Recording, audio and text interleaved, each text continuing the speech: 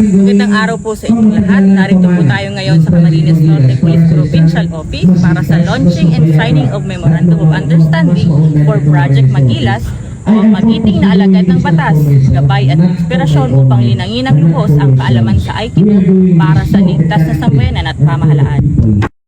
Formal na inilunsad ng Camarines Norte Police Provincial Office ang Project Magilas o magiting na alagad ng batas, gabay at inspirasyon upang linangin ng lubos ang kaalaman sa Aikido para sa ligtas na sambayanan at pamahalaan nitong buwan ng Hulyo sa Camp Wenceslao Q. Vincent Sr. Daet, Camarines Norte.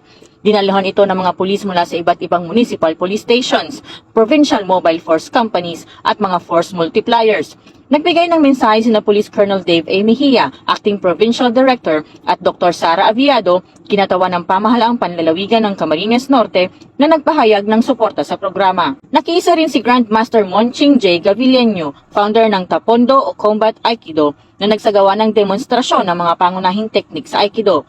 Kasabay nito ang paglagda ng Memorandum of Understanding bilang patunay ng pagtutulungan ng PNP at mga katuwang na sektor. Isinagawa rin ng basic Aikido training kung saan nagsanay ang mga kalahok sa self-defense, tamang paggamit ng puwersa at defensive tactics. Sa pamamagitan ng Project Magilas, patuloy na pinalalakas ng Camarines Norte PPO ang kahandaan at profesionalismo ng kapulisan at ang mas matatag na ugnayan sa komunidad bilang suporta sa layunin ng bagong Pilipinas. Ang ituturo natin sa kanila ay para sa trabaho nila. Number one, paano sila mag-disarm kapag may mga itak sa mga pamalo, may panaktak yung kalaban. O di kaya may lumalaban, paano nila awatin. So, ito ituturo natin ngayon sa kanila. Anong importante? Disarming, arresting, at saka handcuffing. Ating mga kapulisan, ititrain natin sila para sila naman yung maging trainer ng ating BPATs or yung mga force multipliers natin sa baba.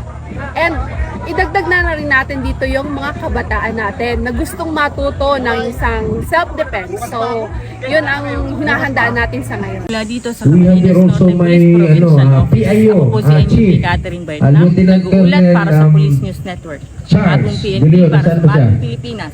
Serbisyong mabilis, tapat, nararamdaman.